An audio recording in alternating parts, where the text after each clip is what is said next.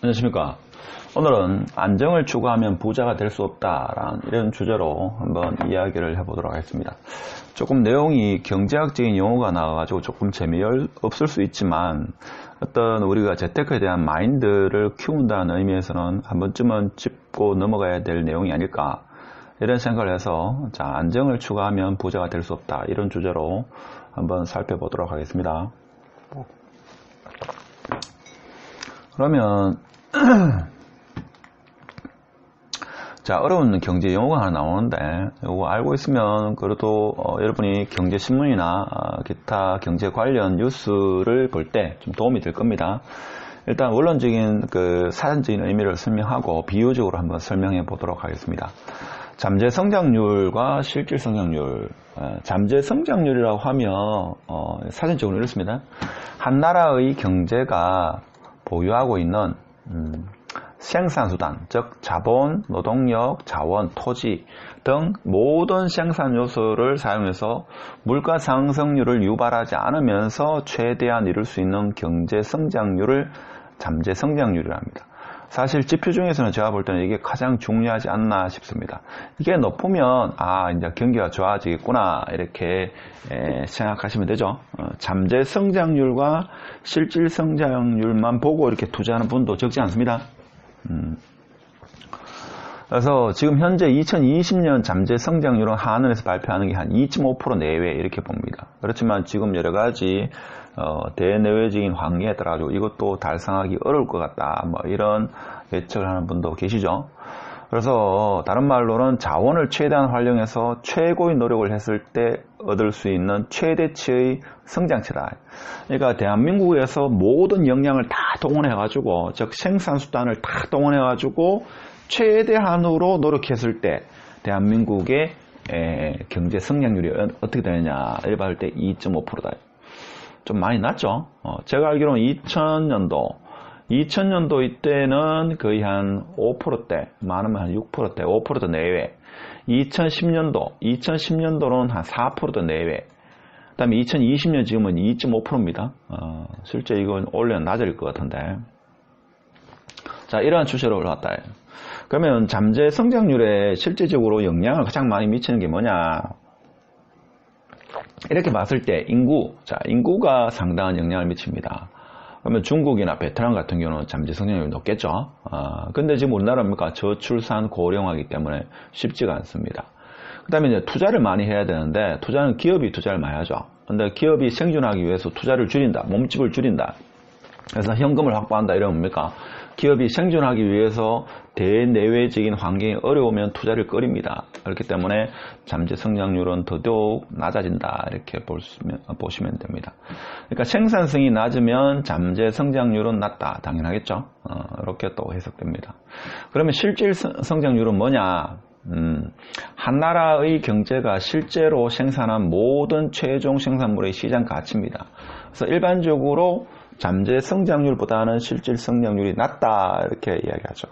최대한 발휘한다고 하지만 100% 다 발휘를 못하기 때문에 실질 성장률은 잠재 성장률보다 보통 낮은 게 일반적입니다. 이 정도 보시고, 그다음에 오늘의 주제, 안정을 추구하면 부자가 될 수 없다 하는 거, 요거를 한번 더 잠재 성장률과 실질 성장률을 일단 비교해가면서 결과를 도출해 보도록 하겠습니다. 잠재 성장률은 이렇게 비유할 수 있습니다.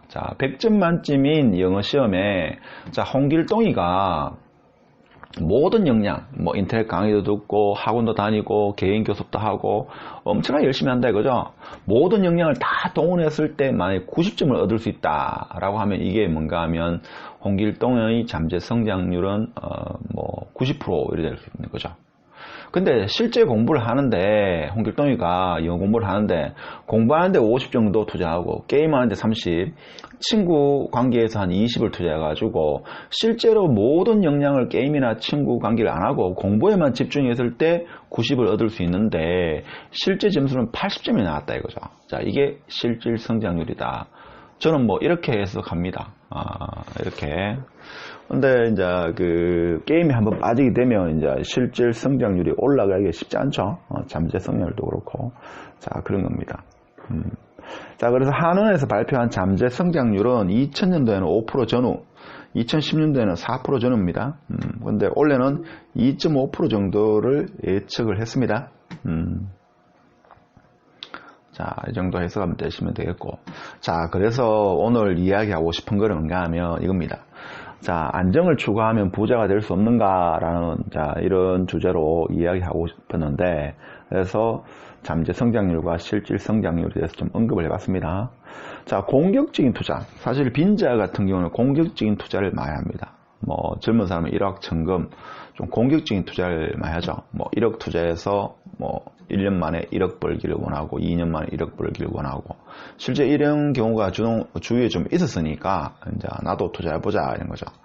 그래서 공격적인 투자는 성장이 낮으므로 공격적인 투자를 선호한다. 뭔가 하면 실질적인 내가 성장이 잘 안 되니까, 자, 공격적인 투자를 해가지고 한다. 근데 공격적인 투자는 뭡니까? 리스크가 큽니다. 하이 리스크, 하이 리턴이죠. 이렇습니다. 자, 그러면 안정을 추구하면 부자가 될 수 없다. 자, 오늘의 주제입니다. 그러면 안정은 변화가 없기를 원하는 것이 안정입니다. 그러니까 공무원이나 선생님 같은 경우는 안정적인 직업이다 하는 것은 큰 변화가 없고 현재의 소득 그대로가 앞으로 쭉 이어진다 이죠. 물가 상승분 정도의 소득이 계속 발생하면서 자, 정년퇴임까지 이어진다. 이게 이제 우리 흔히 말하는 안정입니다. 변화가 없기를 원하는 것이다. 그러면 현재의 삶이 만족스러우면 사실 변화할 필요가 없습니다. 이게 어떻게 보면 중요한 거죠. 자, 제가 만일에 부자는 되고 싶은데 내가 변화는 싫다. 이건 앞뒤 말이 안 맞는 거죠. 그러면 현실의 삶이 내가 만족스러우면 굳이 변화를 할 필요가 없습니다. 그러나 여러분의 지금 경제력이라든지 여러분의 삶에 대한 인식, 삶에 대한 인식이 만족스러우면 그냥 안정, 변화를 할 필요가 없습니다. 근데 지금 이 영상을 들으시는 분 중에 뭐 적지 않은 분이 조금 더 부자가 되길 원한다. 현재의 삶에 만족을 못하기 때문에 지금 이 영상을 듣고 공부를 하시는 거 아닙니까? 그러면 불만족스럽다. 그러면 자, 불만족스러우면 어떻게 되는가 하면 변화를 해야 됩니다. 변화를 한다는 말은 뭔가 하면 내가 어떤 투자를 해야 된단 말이죠. 투자를 하지 않고 현금만 들고 있으면 그건 까먹으니까 투자를 해야 됩니다. 그럼 투자를 해가지고 내가 성공을 하고 나면 그때는 이제 생활이 안정되겠죠. 안정되면 이제 공격적인 투자는 하지 않을 겁니다. 좀 제 말이 설득이 있습니까? 자, 그러면 빈자는 이렇고, 자, 부자 한번 보겠습니다. 흔히 말하는 부자, 자산을 지키는 투자를 합니다. 그렇죠. 어느 정도 수준이 올라간 어떻게 보면 자기가 근로소득 을 하지 않고도 충분히 생활이 되는 사람을 제가 볼 때는 저는 부자라고 이렇게 지칭하고 싶은데, 자, 이런 사람은 자산을 지키려는 투자를 많이 합니다. 그래서 안정을 추구하면서 투자를 지속적으로 합니다. 근데 지속적으로 하는데 이 사람은 리스크 있는 투자는 잘 하지 않습니다. 즉, 안정은 변화가 없기를 원하는 것이다. 그렇죠? 그래서 이 사람들은 투자는 쉬지 않지만 안정된 범위 내에서 투자를 하는 게 제가 볼 때는 좀 그런 경향이 강했습니다. 자, 그런데 여기서 뭔가 부자들은 뭔가 하면 부자들이 안정적으로 투자한다는 말은 뭔가 하면 적정한 리스크가 있다 이거죠. 근데 여기서 중요한 건 리스크입니다. 오늘 제가 말하고 싶은 핵심은 이거였습니다. 리스크. 자, 위험이죠. 위험을 제어할 수 있는 범위 내에서 투자를 합니다. 부자들은. 그러니까 이 사람들은 경험적으로든 지식적으로든 아니면 돈이 있든 간에 경험이 있든 간에 지식이 있든 간에 리스크가 발생하면 이거를 문제를 해결한다 이거죠. 그래서 이 사람들은 뭔가 하면 자, 투자를 안정적이면서 투자를 하지만 여기서 그 리스크가 발생하면 이 리스크를 제어할 수 있는 이런 능력이 있는 사람이다 이거죠. 그래서 이 투자는 안정적인 흐름이 되고 다시 뭡니까? 투자로 이어지고 이 선순환 구조를 이루게 되는 거죠. 자, 그래서 오늘 말하고 싶은 결론은 이겁니다. 물론 알고 계시는 분도 계시겠지만 잠재 성장률과 실제 성장률을 높이려면 제가 했습니다. 자, 리스크를 감수하고 투자를 해야 됩니다. 그렇죠? 리스크를 감수하지 않고 투자를 해가지고 성공할 수는 없습니다. 자, 그럼 핵심은 뭔가 하면 리스크가 여기 오늘 핵심입니다. 리스크가 더 이상 리스크가 아니면 된다. 저는 이 말을 책에서 읽었는데 상당히 공감이 갑니다. 자, 리스크인데 다른 사람이 보기에는 리스크인데 내가 보기에는 리스크 아니다 이거죠. 그러면 그거는 투자해도 되는 거죠. 그래서 예를 들면 어떤 건물을 살려고 하는데 지금 1층 임차인이 공실이 생겼다. 근데 내가 들어가가지고 저 공실을 해결할 수 있다. 그러면 리스크가 아니죠. 그래서 리스크가 더 이상 리스크가 아니도록 만드는 게 제가 볼 때는 부자들의 어떤 마인드고 선택이 아니겠나 싶습니다. 그래서 리스크를 투자가 내가 감당할 수 있는 지식을 획득하는 것이다. 경험을 획득하든지 지식을 획득하든지 획득하게 되면 제가 볼 때는 그것은 어떤 부자로 가는 지름길이 아니겠는가 이런 생각을 합니다. 근데 우리가 보통 어떤가 하면 수익률이 너무 큰 것은 제가 볼 때는 사기일 확률이 사기 내지나 아니면 실제 손해를 보는 확률이 높습니다. 예를 들면 은행 상품 중에서도 있죠. 고수익 상품이 있다. 이런 건 상당히 위험하죠. 얼마 전에 좀 시간이 됐습니까? 모 은행에서 적금 5% 해가지고 한 달에 30만원, 20만원만 적금할 수 있다 하니까 실제적으로 1년에 따지면 한 7만원 정도의 그건 안정적인 수익이죠. 그 정도를 원하는데 전국적으로 있죠. 거기에 적금을 들기 위해서 앱이 다운됐다든지 줄을 엄청나게 서죠. 그래서 그다음에 확정 수익 길 가다 보면 7%, 9%, 10% 이런 거는 제가 볼 때는 확정 이게 안정적인 게 아닙니다. 리스크가 엄청나게 큽니다. 근데 그 리스크를 내가 제어를 거의 못합니다. 그렇기 때문에 이런 것은 상당히 위험하다. 그래서 하여튼 오늘 제가 말씀드리고 싶은 핵심은 뭐였는가 하면 리스크가 더 이상 리스크가 아니면 그거는 투자가 된다. 그러니까 내가 봐서 저걸 일반 다른 사람이 봤을 때는 리스크인데 내가 저거를 사가지고 저 리스크를 없앨 수 있다. 저 리스크를 더 이상 리스크가 아니게 만들 수 있다. 그러면 제가 볼 때는 투자해도 된다 하는 겁니다. 그래서